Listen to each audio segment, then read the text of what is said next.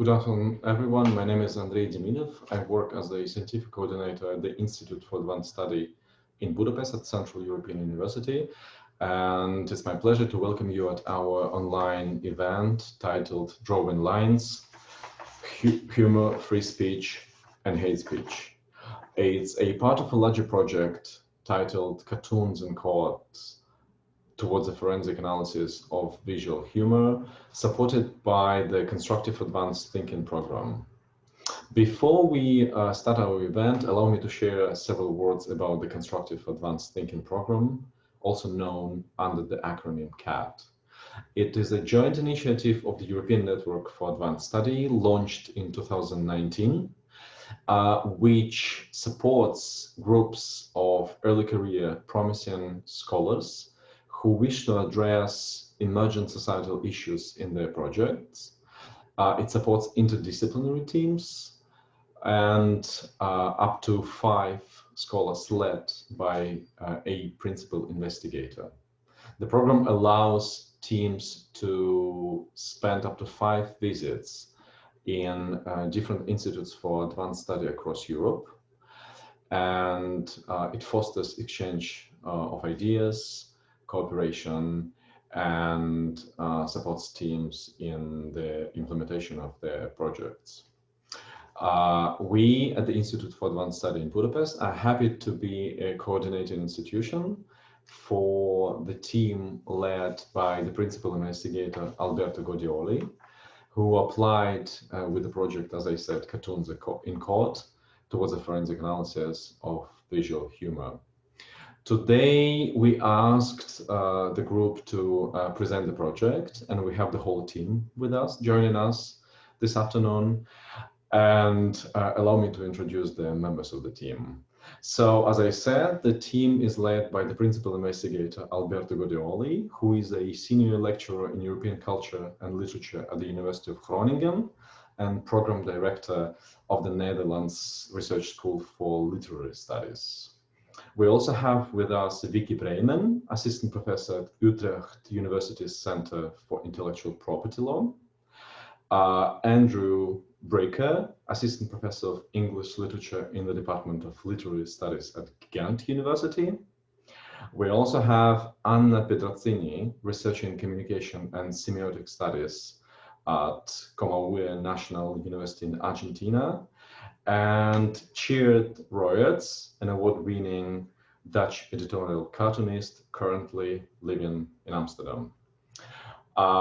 We will be happy to host the team in March 2021, but before that, we're also very excited to host this event and to hear what the team has prepared for us all. Without further ado, Alberto Godioli, the floor is yours. Hi, Andrei. Many thanks for your introduction and in general for all your help organizing this. We would also like to thank Enetias and the Budapest Institute in particular and Cartoon Movement for all their support and for making this possible. We're very happy to be here. So the idea is that I'm going to start with a short general introduction to the project, 5-7 minutes, more or less. And then we'll move on to the short presentations by the team members, which will be followed by the open debate. So in a nutshell, the key question behind our project and behind today's event as well is the question that is often phrased as follows. How can we draw a line between one's right to offend and someone else's alleged right not to be offended? So this is a very frequently asked question, and it's also a very tricky one because both these categories, so the right to offend and the right not to be offended, are quite vague. And one might argue that either or both of these categories don't really exist in a proper legal perspective. So less catchy, but perhaps more accurate way of phrasing this question could be the following. To what extent can extreme speech be protected under freedom of expression? By extreme speech, we mean a broad range of potentially offensive expression, which can span from insult and defamation all the way to blasphemy and hate speech, so speech that promotes or incites hatred on the basis of sex, race, and religion, and so on. So visual humor and cartoons in particular often play with the boundaries of various forms of extreme speech and often get into some kind of legal trouble because of that. Just one relatively recent example here, this cartoon by Sharp that was published by Charlie Hebdo in January 2012, so some time ago now, with the caption, "Le Pen, the candidate who resembles you." This cartoon was at the center of a long legal dispute that started in 2012 when Marine Le Pen, a far-right French politician, sued a TV presenter for showing this cartoon during a Saturday night show. And only in October 2019, the French Court of Cassation acquitted the TV presenter for showing the cartoon. So this is just one of several examples that we can think of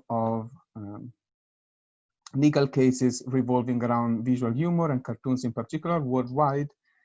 It seems fitting, though, that we are starting today's event with an example from Charlie Hebdo. We will also discuss more cartoons from Charlie Hebdo later on during the presentations, also as a way to acknowledge the importance of Charlie Hebdo in recent and ongoing debates about the limits of freedom of speech, freedom of expression. And this seems, as I was saying, particularly fitting today, also taking into consideration the recent start of the trial for the 2015 terrorist attack against Charlie Hebdo. Okay, as I was saying before, there are plenty of other examples we can think of legal cases revolving around visual humor and cartoons all over the world. These cases do seem to get more and more frequent and topical in the so-called digital age, where potentially offensive material can easily circulate globally and often outside of its original context. As stated, in the 2019 Addis Ababa Declaration for the Recognition of Cartooning as a Fundamental Human Right, the development of the internet, a tool that circulates cartoons from all over the world instantly, thus favoring their decontextualization, has fueled tensions and feelings around this means of expression. So it's all the more important today to make sure that we protect freedom of humorous expression, of cartooning in particular, while at the same time reflecting on the responsibilities that come with free speech and freedom of humorous speech as well in the digital age. This kind of reflection is particularly challenging and complicated in the case of cartoons, precisely because we are dealing with a particularly compact and condensed form of communication, one that is often characterized by a high degree of ambiguity and implicitness. And the challenges posed by the ambiguity of cartoons often have serious legal implications, as is shown by the high level of inconsistency in the legal handling of visual humor and of cartoons in particular. And indeed, if we take a closer look at case law regarding cartoons, not only across different socio-political contexts, but also within the same given court, for instance, the European Court of Human Rights, we can easily notice several forms of inconsistency and fragmentation in the ways in which cartoons are dealt with in court. This is basically what our project is about, trying to map these forms of inconsistency and to possibly harmonize and improve the court's approach to humor. So these are the two fundamental questions behind our project. How do courts deal with the ambiguity of visual humor, and how can their approach be improved or harmonized? And when we say, when we talk about courts in the framework of this project, we mostly refer to European courts because, as we will also argue later on during the presentations, we think that the European context is a particularly useful starting point for comparative analysis, precisely because of its internal diversity, but at the same time, we plan to expand our scope to non-European case studies as well in the course of our project. So in order to tackle these two questions, we need an interdisciplinary team, which is what we have here. We have two humor scholars from a literary background, Andrew Bricker and myself. We have a law scholar, Vicky Bremen, a media scholar, Anna Pedrasini, and a cartoonist as well, Chair Roy Arts, who is the director of Cartoon Movement. So by working together, we will try and tackle these questions by means of following 4 different but interrelated research strands, which are listed here. Number 1, analysis of legal cases about controversial cartoons. Number 2, analysis of ambiguity in cartoons from a semiotic and rhetorical perspective. Third, historical contextualization of cartoon controversies. And lastly, we will have a series of interviews with cartoonists and legal practitioners. So this is our project in a nutshell. In the next 30 minutes, more or less, we will give you a taster of the project with our short presentations. I will start then right now with my pitch about cartoon controversies and free speech in Europe. And I will also try and present my own approach to these controversies, which is what I try to define in my research as forensic humor studies. Okay, so I will start right now. When we talk about free speech controversies in Europe, the best starting point is always the European Court of Human Rights, which is the ultimate authority in the field and also serves as the main reference point for liberal democracies across Europe and beyond Europe as well, also when it comes to the regulation of free speech. The European Court of Human Rights doesn't really have one consistent and, let's say, codified approach to the regulation of free speech, but at the same time, as pointed out by recent scholarship, there is a growing trend at the European Court of Human Rights, but also in Europe at large, towards adopting the following rule of thumb, which is extreme speech is usually protected under freedom of expression when it merely causes offense on a subjective level, while it tends to be somehow restricted or regulated by law when it objectively harms somebody's status in society, as is the case with incitement to hatred, discrimination, or violence. So this is a bit of a different situation and a more complicated one than what we find in the United States, for example, where free speech is only really interfered with in the case of so-called true threats. That's to say, speech that clearly and directly threatens someone's physical safety and health. In Europe, instead, you have a much bigger gray area of extreme speech that kind of falls between subjective offense and objective harms and may or may not be restricted by the law. And this gray area is, in fact, even more vast in the case of cartoons, precisely because we are dealing with an often elusive and ambiguous medium of communication. In order to illustrate this point, I would like to discuss one concrete example, once again from Charlie Hebdo, this cartoon by Riss that was published in October 2015 with the caption Morano, de Gaulle's hidden daughter with Down syndrome. Now, Nadine Morano is a right-wing French politician who, a few days before the publication of this cartoon, had stated the following: "We, France, are a Judeo-Christian country, a white race country, like General de Gaulle used to say." So in order to satirize Morano's alleged ideological lineage, so her claim of being somehow the political heir of General de Gaulle, Riss is kind of portraying her as de Gaulle's daughter, which is also a reference to his actual daughter Anne, who had Down syndrome. So as you can see, it's a very controversial cartoon. And in December 2015, the French Collective Against Ableism sued Charlie Hebdo over incitement to hatred and discrimination towards people with Down syndrome. And the trial went through 3 different stages. The first instance in January 17, then the Court of Appeal, and lastly, the Court of Cassation. Notably, in 2017, the Court of Appeal argued that the cartoon was not offensive to people with Down syndrome, while in 2019, the Court of Cassation kind of changed that and ruled that the cartoon does offend people with Down syndrome, although it doesn't directly incite to hatred or discrimination. So the verdict by the Court of Appeal wasn't really overturned by the Court of Cassation, but at the same time, there is a significant change there. And I think that this case does exemplify a much broader trend, which I could identify in my previous research on cartoon controversies, which is a fundamental lack of a shared terminology and a consistent approach to the following key questions. Number one, what are the possible interpretations of a given ambiguous cartoon?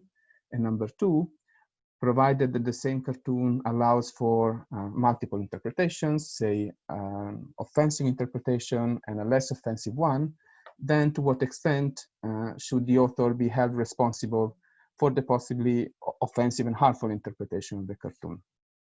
In cases of ambiguity, how do we ascribe responsibility to the cartoonist?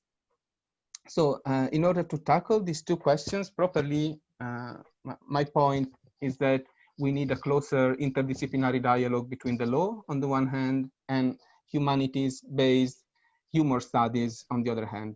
And this is what I try to define as forensic humor studies in my research. So I'm going to give you a quick example of how this dialogue can take place in practice by way of focusing on this cartoon and on these two issues in particular. So let's start from the first point here. What are the possible interpretations of the cartoon?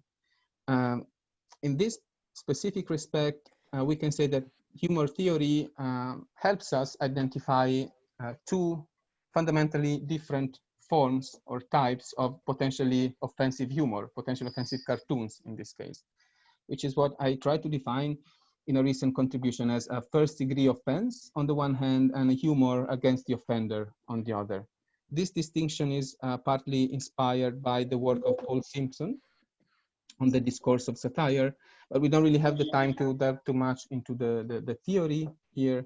I will just focus on our specific case here. So if we interpret the cartoon as an example of first degree offense, this means that we somewhat conclude that Down syndrome is being used here as a pejorative term, which clearly implies an offense towards people with Down syndrome. And this is the position that was taken by the Court of Cassation in 2019, for instance. While if we interpret the cartoon as an example of humor against the offender, then we conclude that the pejorative use of Down syndrome shouldn't be meant in the first degree, but it's rather a way to mirror or echo and satirize Morano's own racist and thereby eugenic and discriminatory rhetoric. Remember when she talked about France as a white race country. So they kind of echo this violent discriminatory rhetoric and turn it against an even more visibly vulnerable target, such as children with Down syndrome, and thereby expose the inhumanity and brutality that is inherent to Morano's own rhetoric. So this is a bit more of a subtle interpretation of the cartoon, a more complicated one, and one might argue more far-fetched, but it's definitely more in line with the usual style of Charlie Hebdo and of Riis in particular, who often uses racist, xenophobic, ableist rhetoric to an exaggerated degree as a way to undermine it and as a way to satirize and expose the inherent inhumanity of this kind of rhetoric. So it's a very tricky game that is being played here. So we have this kind of ambiguity between these two forms of potential offensive humor in this cartoon here. But the point is that even if we accept this second interpretation, if we think that it's plausible that Down syndrome is being used here not as a pejorative term, but in the second degree. So even in this case, we are still left with the other key problem here, which is to what extent then should the cartoonist or should Charlie Hebdo be held responsible for the other interpretation, for the possible offensive, harmful interpretation that is still allowed for by this cartoon. So the usual approach that is used by courts in these kind of situations is to rely on the notion of the reasonable audience, the reasonable public, and which means basically that the cartoonist, the author, is held responsible for how the cartoon could be interpreted by a reasonable interpreter. Now, what does reasonable really mean here? One might ask, and how do we apply this very general notion to the specificities of a concrete case? I think this is also an area where interdisciplinary dialogue can help.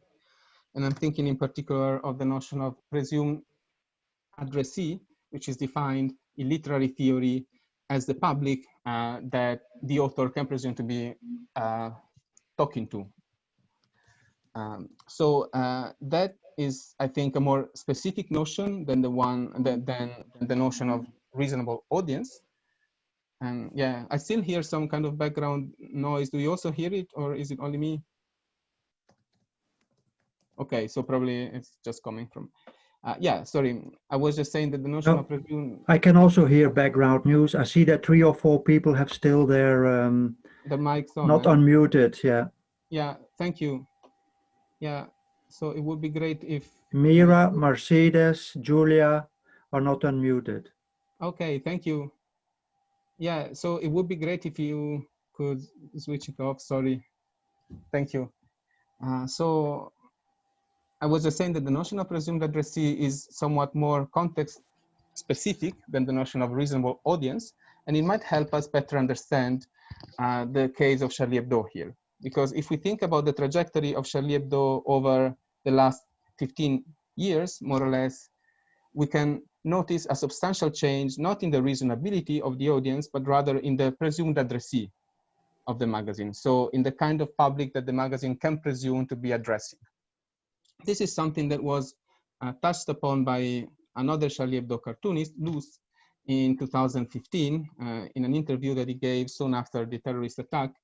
And I'm reading here from the quotation: "Since the cartoons of Muhammad, the irresponsible nature of our cartoons has gradually disappeared. Since 2007, our cartoons are read literally.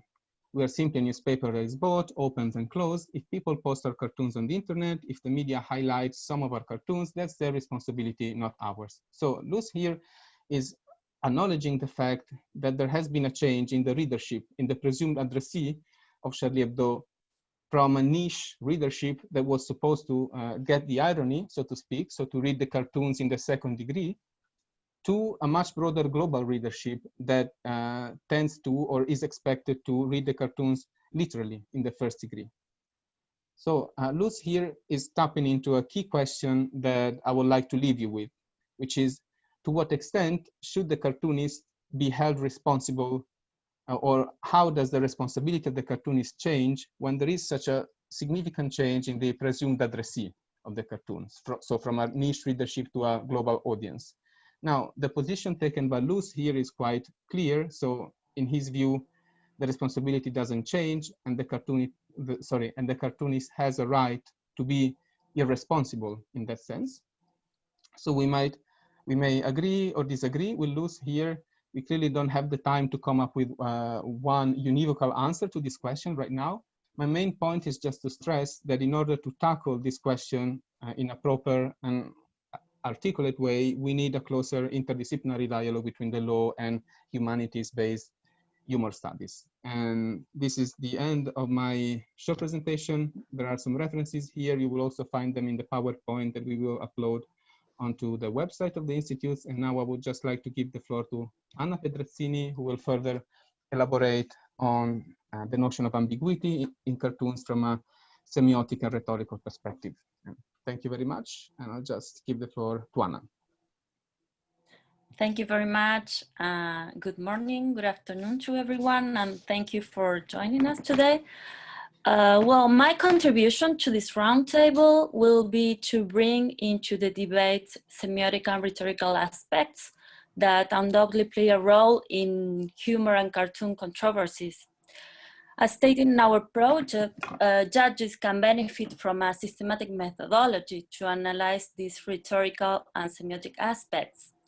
A quick approach to legal rulings in Occidental countries in which humorous and satirical manifestations are in debate shows that discursive features are usually taken into account in the decisions made at court. Well, firstly, I would like to refer to a thesis I've been working on for many years, and it consists on claiming that in spite of local cultural specificities, humor presents regularities that allow us to consider it as a transcultural. A second claim, and related to this, is that the cartoons can be considered a discursive genre. So, well, in order to approach to this discursive genre, regularities can be identified in different dimensions, such as a thematic dimension, a pragmatic dimension, a modal dimension, and a rhetorical dimension. An enormous diversity of topics can be addressed in cartoons, and controversies, you can go to the next one, please, can arise with regard to politicians and politics, religion, show business, among others. I think it will be very interesting to analyze which are the most frequent topics in the corpus considered in our project. Another important aspect is to take into account the author's motivation, which may range from reflective social commitment to playful entertainment. Well, in the corpus of cartoons we consider in this project, cartoonists present a particular standpoint about a social, political issue with the aim of alerting people and making them reflect upon it. So usual effects on the readership are perplexity and shock. Well, cartoons are usually multimodal texts. This means that different semiotic modes are combined to convey meaning and create humor. So drawing can appear alone, but also in an interaction with writing. And sometimes other modes, such as maps and numbers, can also play a role in meaning making and humor creation. Another dimension, the rhetorical dimension, takes into account the resources that are deployed in the cartoons, as well as the arguments used to present a particular standpoint. So here, rhetorical figures, so figurative meaning, play a key role, such as metaphor, irony, metonym, allusion, antithesis. Cartoons are dense texts in which different layers of meaning frequently operate simultaneously. And along this line, a feature that makes cartoons particularly complex is related to the multiple voices that can be alluded to in a single cartoon. So the authors, the media, public figures, the doxa. So I will now analyze a controversial cartoon, taking into account these 4 dimensions.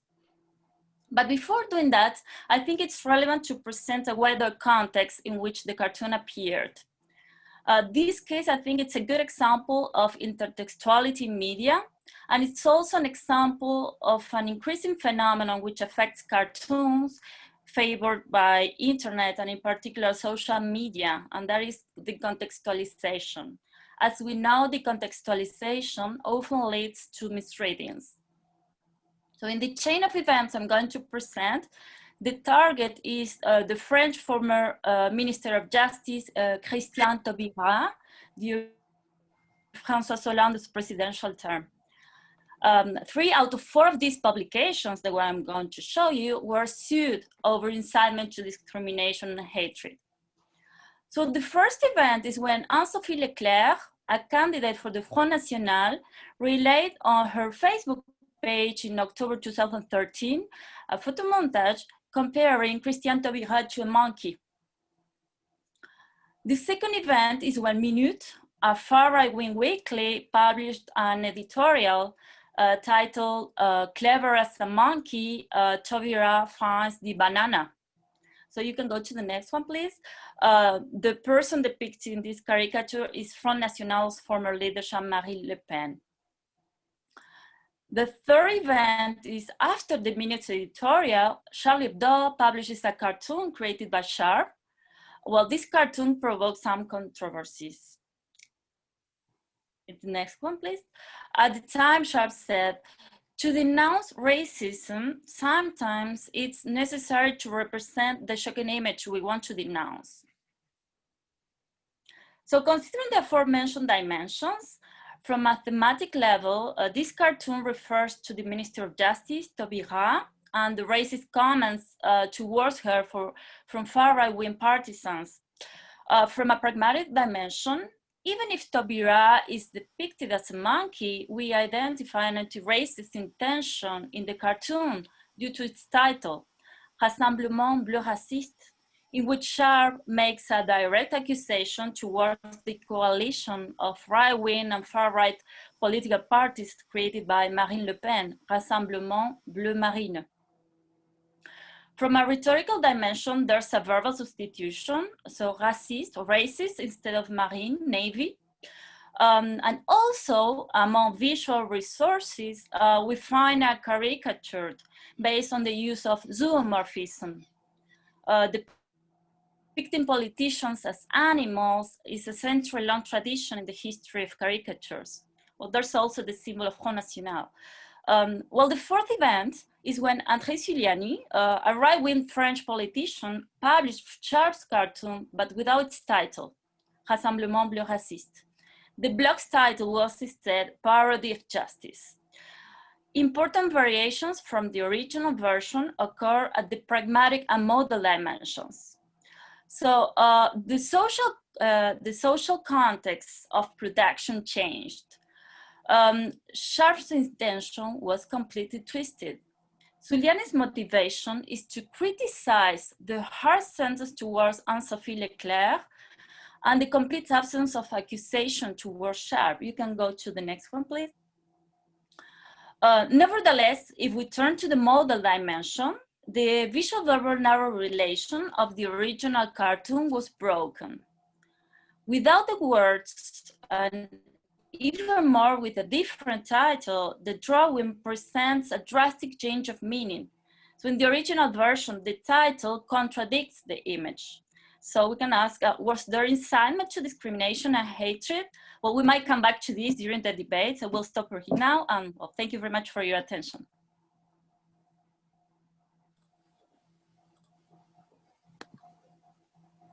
Thank you very much. So I think now it's Vicky's turn, right, if I remember correctly.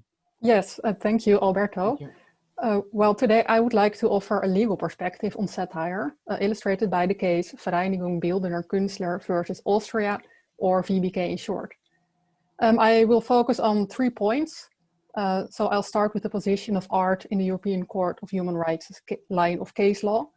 Then I'll outline the VBK case to concretize the court's view on satire. And finally, I'll draw attention to the definitions of satire relied on not only by the majority, but also by the dissenting judges. And I will also look at the different appreciation of the relevant factors to balance the interests involved.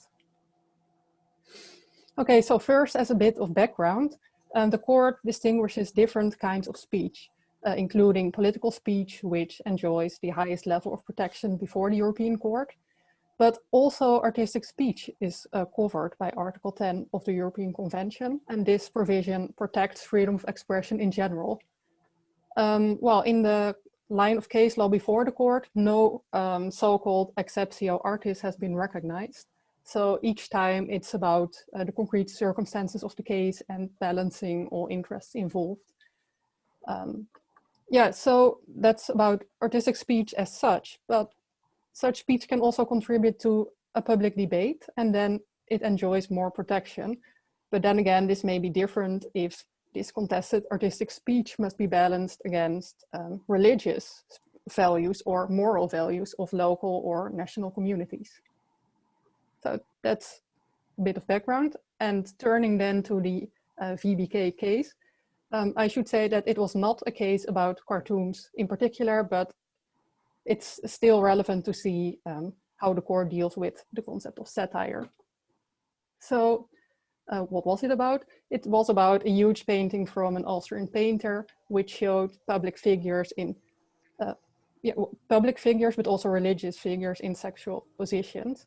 And their bodies were painted, but their heads were blown up pictures. One of the figures featuring in the painting was the former General Secretary of the Austrian Freedom Party, Mr. Maisberger.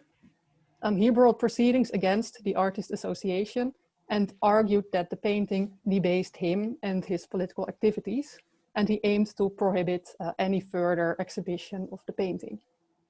At the national level, he won the case, and then the Artist Association brought the case before the European Court, arguing violation of their freedom of expression.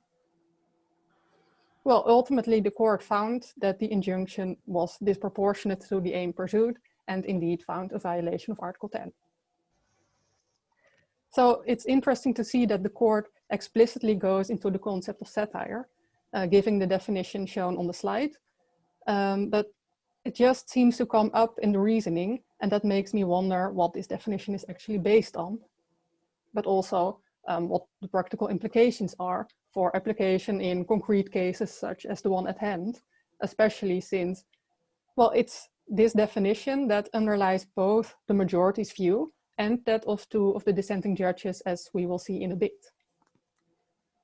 Well, the majority includes a number of principles and factors in its analysis. So first, the court repeats that Article 10 also protects information and ideas that offend, shock, or disturb. And this is a principle that often recurs in Article 10 case law.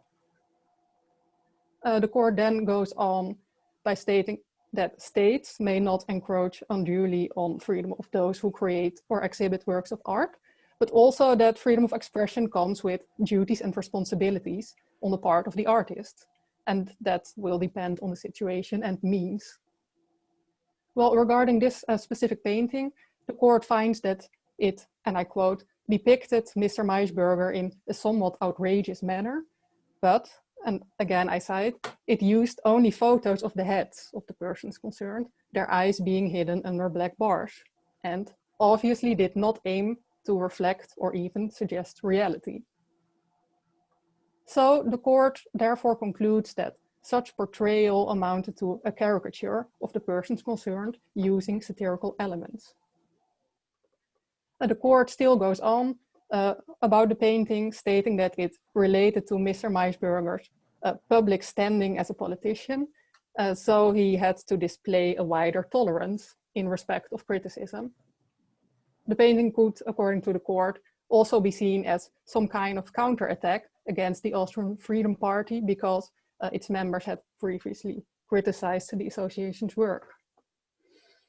Another element in the reason of the court is that there had been an attack, and as a result, the offensive part of Mr. Maisberger's body was completely covered in red paint.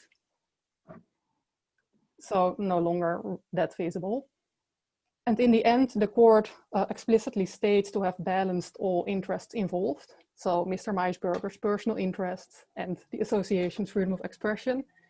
And it also indicates that the artistic and satirical nature of the portrayal has been taken into account, as well as the impact of the measure on the association. And then it leads to the finding that, as I said, this injunction was disproportionate to the aim pursued, and therefore not necessary in a democratic society. So as we see, satire is given quite a lot of legal space here, but I should say that not all judges agreed. If we look at the dissenting opinion of Judge Loukaides, he emphasizes the effect of the visible image on the observer.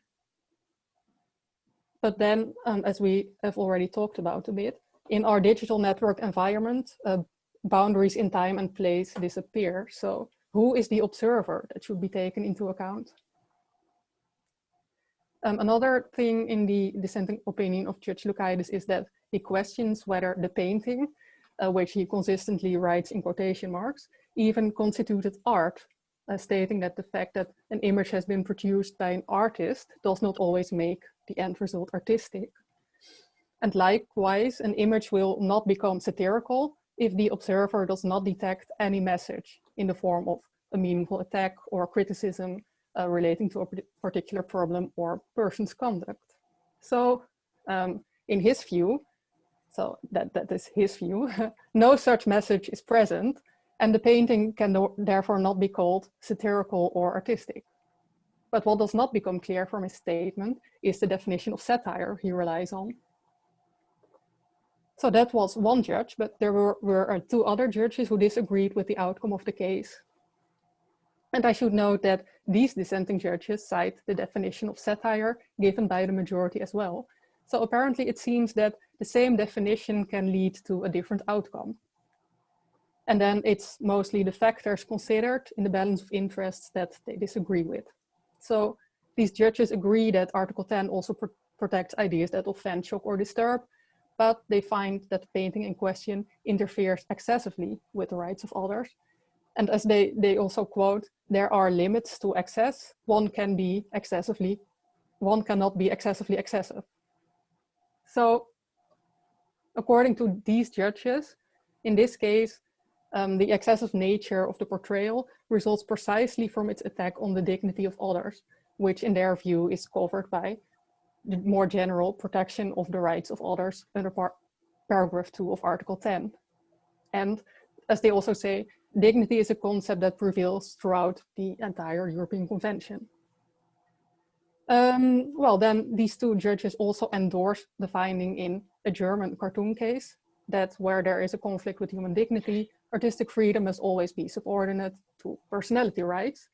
And they further substantiate this by citing law professor Barend, who, as the judges phrase it, rightly approved this decision by stating that political satire should not be protected when it amounts only to insulting speech directed against an individual. And so these judges conclude that the majority's reasons to find a violation of Article 10 are not even relevant, as these should be seen as subordinate to respect for human dignity. So to conclude, although the court ruled in favor of freedom of expression in this VBK case, this was only by a 4-3 majority, which indicates the fine line between permitted art and satire that crosses the line, meaning that this decision could easily have gone the other way and leaves us with a number of questions. Thank you.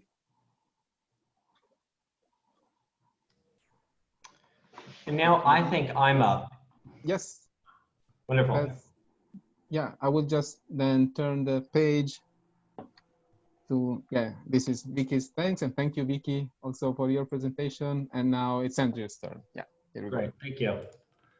So my contribution to this project is as a historian of satire in the law, and especially of 18th century English satire, so that some of these debates that we're addressing in this project, but also today, in relation to visual satire, such as semantic ambiguity, legal procedure, courtroom procedure, public opinion, are largely defined during the 18th century with the expansion of press freedoms in Europe. So in 1695, the Press Licensing Act lapses and England becomes the only European country without pre-publication censorship. But the press during this period is not totally free. Instead, the Crown institutes a regime of post-publication prosecution, especially through libel laws and defamation laws. Written satire poses a particular problem throughout the 18th century, but it is visual satire that remains an emerging problem, and I think for an especially interesting reason. I tend to avoid the word cartoon, a word that only fully comes into use in the modern sense in the middle of the 19th century. I prefer the 18th century word, caricature, which was a new art form in the middle of the 18th century, a name that's derived from the Italian caricare, which Alberto can then correct my pronunciation of later, meaning to charge the features. So that caricature as a term not only defines the name for a type of object, but actually provides a description of its visual method, the heightening and distortion of an individual's physical features. So I thought we could sort of look at one example from the 18th century, and this is James Gilray's satire on the politician Charles James Fox from 1793. So at the center of this image, we have Fox, the great Whig politician. He's depicted as a kind of drunken, hairy, flatulent subhuman. And even worse, he is dressed in the shabby clothing of a sans-culotte or working class French radical. And he's standing there dancing a kind of bloody-handed jig and casually singing the popular revolutionary refrain, Satire, or It'll Be Fine. Even the title of the print was a slap in the face in 1793, when the term Democrat was little more than a provocative shorthand for an English Jacobin. This is why caricature, I think, not cartoon, is such a useful word. It highlights the feature that permitted visual satire, and specifically caricature, to continue moving away from more heavily verbal mediated forms. Alberto, could I get you to jump the slide? Thank you. Elsewhere, I've talked about caricature's closed system of representation, such forms of visual repetition that reduced the need for verbal expression. So here we can see Fox, not only his bell pepper nose and pendulous jowls and 5 o'clock shadow, but also in the visual mnemonic of his name. Charles James Fox was often simply represented as a fox. An increased emphasis on the semantic potential of the visual, for instance, insofar as satiric victims themselves became visually easier to identify among viewers. This increased emphasis on the semantic potential of the visual also led to a reduced reliance on words in visual satire, especially during the later 18th century and earlier 19th century. This deverbalization, as I've called it, produced in turn problems for the courts, which had come to understand reference, the meaning, for instance, of a given satire, in exclusively verbal terms. There simply existed no courtroom mechanism for converting a visual satire into a demonstrably seditious or defamatory set of words. And remarkably, the courts never quite solved the problem of visual semantics in satire, and how you might, despite the fact that there was this massive growth of caricature during this specific period. This brings us to the major issue already laid out by Alberto, but also raised by Vicky and Anna, this question of semantics, a problem demonstrated so clearly by the absolute profusion of words in this Charlie Hebdo cartoon. This cartoon sought to explain away the controversy around another cartoon, here the remediated image in the center that's in blue, that commented on the refugee crisis and the death of a young Syrian boy, Alan Kurdi, who washed up on the shore of Turkey. This cartoon is a perfect illustration, or better yet, verbalization of what I like to call the 1,000 words problem. The saying goes that a picture is worth 1,000 words, but visual satire always poses a much larger issue. An image might be worth 1,000 words, but which words in particular is never quite clear. The 1,000 words problem points to the extent that the issue is not necessarily ambiguity. With the Gilray image, there is in fact nothing ambiguous about the implicit accusation that Fox is an English Jacobin. The problem then is not ambiguity, but semantic indeterminacy, the recalcitrance of images and our inability to convert or transliterate them definitively into words.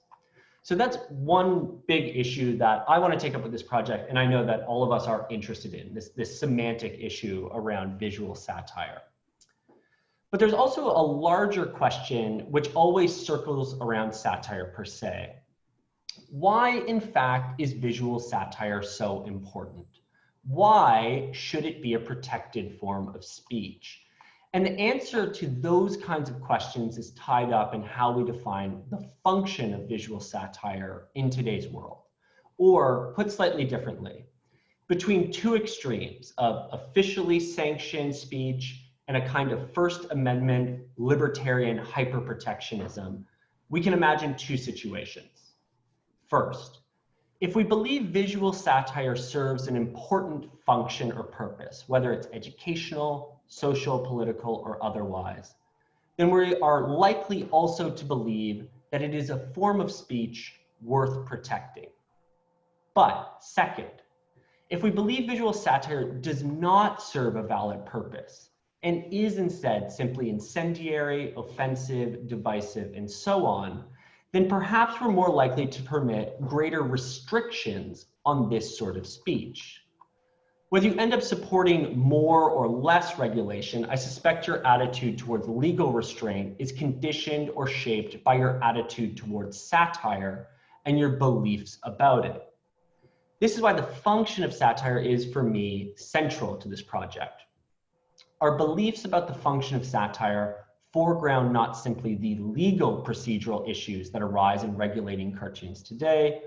Our beliefs about the function of satire foreground instead these fundamental issues about why we think visual satire is or is not a valuable art form with a clear or at least important role to play in today's world. And with that, I will throw to Chair. Thank you very much. Thank you very much, Andrew. It's now Jades' turn. Yes, and I think you all can probably guess which answer I have to Andrew's question. Because my name is Jade, I am the only non-academic of the group, although I do have a background in political science in a very distant past.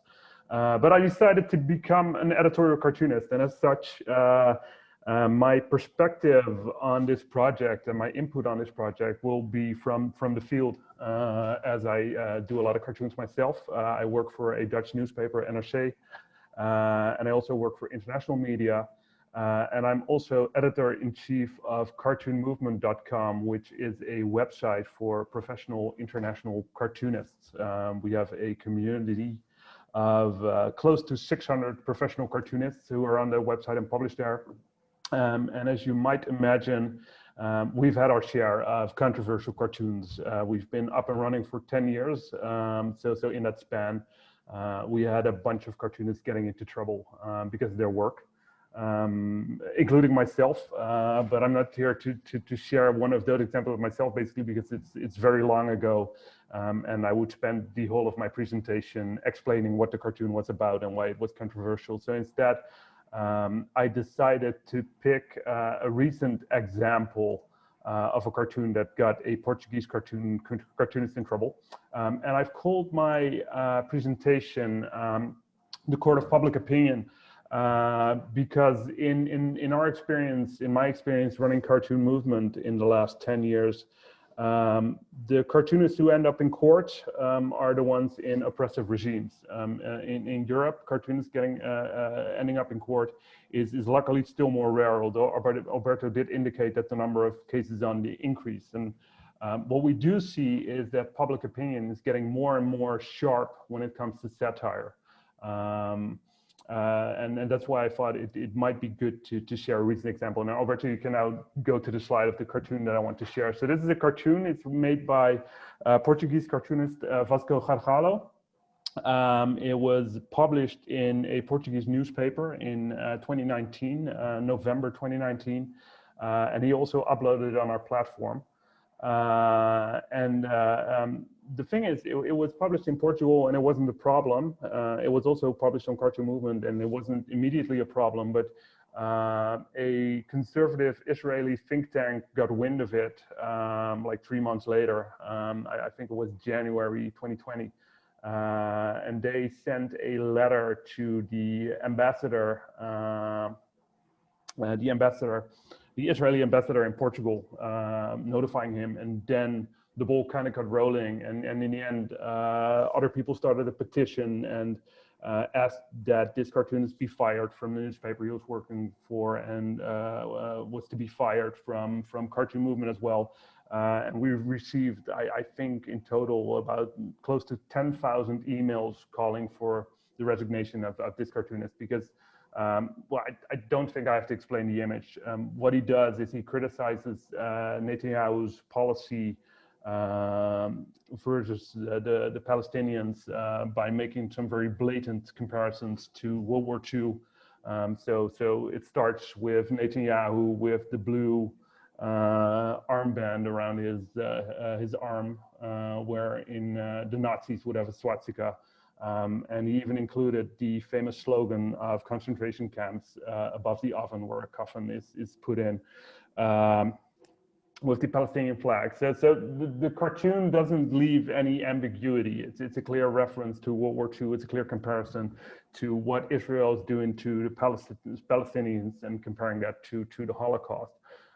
What is interesting is a couple of points. It's the way that the public responded, and also what's mentioned by other people here in presentation, the decontextualization. So first of all, it's really interesting that a cartoon like this, which in the Netherlands, if I were to draw a cartoon like this, it would never get published in any newspaper, and I would know right away that this would cross a line.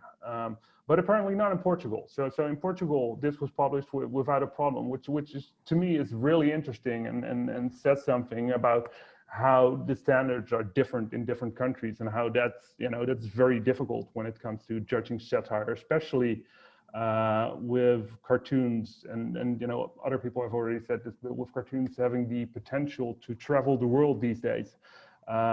And if you can forward 2 slides, I wanted to briefly mention this cartoon as well. It's interesting because this cartoon was also done by a Portuguese cartoonist, Antonio Antunes. And it's also interesting because this cartoon was also published in a Portuguese magazine without any problem. And the problem didn't arise until it was picked up by the international New York Times. And I'm kind of guessing that everybody who's watching this Zoom meeting will have seen this cartoon, but this is a cartoon that was published in the international New York Times. It raised a storm of controversy in the US, but also in other countries, and eventually led to the decision about of the New York Times, the international edition at least, to stop running political cartoons altogether. So the first issue that we have that is interesting and that is very, very difficult is cartoonists making cartoons for a specific audience, and then it's getting either republished somewhere or getting picked up on social media and having a huge impact on another audience for which it wasn't originally intended. That's something that's already been discussed. But the second thing that is interesting and problematic of this court of public opinion is the consequences that it has for cartoonists. So in this case of Vasco Gargalo, everybody called for the termination of his contract. The public demands a very severe response, and sometimes they get that severe response, as in the case of the New York Times. So the cartoonist gets into trouble, and someone else said in a presentation somewhere that there is a joint responsibility between the cartoonist and the editor who's publishing it, which I think it is. You know, if a cartoonist gets into trouble because of a cartoon that's published in a newspaper, then it's also the responsibility of the editor who made the decision to publish it. But it's usually the cartoonist who ends up fired. So what we see happening in these cases is editors will get a slap on the nose, but the cartoonist will get fired. Or in the case of the New York Times, all the cartoonists will get fired. So the controversy has severe consequences for us as a professional group. In the case of Vasco, he luckily wasn't fired from Sábado, but he did have to give back an award, a democratic award he received in France in the year before because of that cartoon, and also because of how the public opinion reacted to it.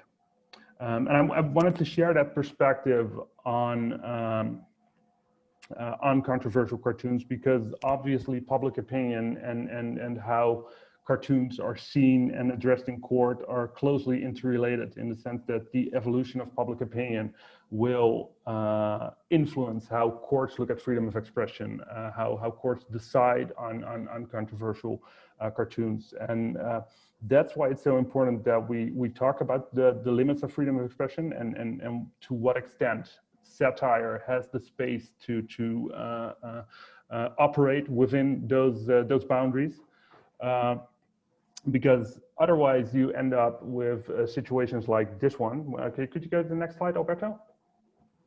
And that's also why I picked Israel as a topic, because Israel is obviously a very popular topic for political cartoonists to attack. It's very political. There's been a long-lasting conflict, and it's a subject that is very suitable for political satire. The problem with it is that you always run the risk of being called out as an anti-Semite if you do anything on Israel. As we've seen in the case of Vasco Gargalo, where it's quite clear, I think, that he crosses some boundaries, at least within the context of the Netherlands. But then with the cartoon of Antonio Antunes, it's not so clear. You know, it's very debatable whether he crosses the line or not. And the need to develop a clear set of boundaries, in particular when we're talking about Israel, comes into play with this cartoon. And after that, I'll quit and we can have a debate. But I wanted to share this because 2 weeks ago or 3 weeks ago, there was a discussion in the Netherlands because Facebook has decided to up its censorship of content that it considers anti-Semitic. So they will take a more aggressive role in removing content that they consider to be anti-Semitic from Facebook. And there was an interview with a pro-Israel organization in Dutch media, and who obviously thought this was a great idea. And this is one of the pieces of content that they shared as being anti-Semite or anti-Semitic, according to them, which I think is really problematic. But it also shows that the ambiguity that we have on what is satire and what is allowed, especially when you're talking about Israel, it makes it really difficult. Because to me and a lot of other people who see this cartoon, this is clearly just an editorial cartoon with very little or nothing that could be considered anti-Semitic in it. There's an Israeli flag and there's a reference to the occupied territory. But given the space that that is there within public discourse now, a pro-Israel organization can call this anti-Semitic, and I think the what's important is the continuing discussion on freedom of expression and the space for satire, and to see if we can find some kind of framework where we can judge, not only cartoons about Israel, but cartoons in general and satire in general, by which to judge them. Which will kind of, make these kinds of discussions easier. So that's it. That's my input and my bit of rambling. I do apologize for that, but I hope I made my point a little bit. And thanks for your attention. And let's move to the debate.